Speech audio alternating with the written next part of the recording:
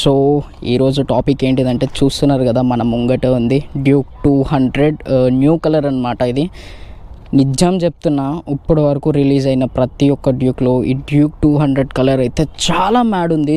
నిజంగా మస్తు అంటే మస్తు అనిపిస్తుంది. గోప్రోలో చూస్తే ఎట్లుందో కానీ రియాలిటీ లుక్ చూస్తే మాత్రం నెక్స్ట్ లెవెల్ ఉంది. ఈ కలర్ బ్లాక్ కలర్ ఇప్పటి వరకు అయితే రిలీజ్ చేయలేదు.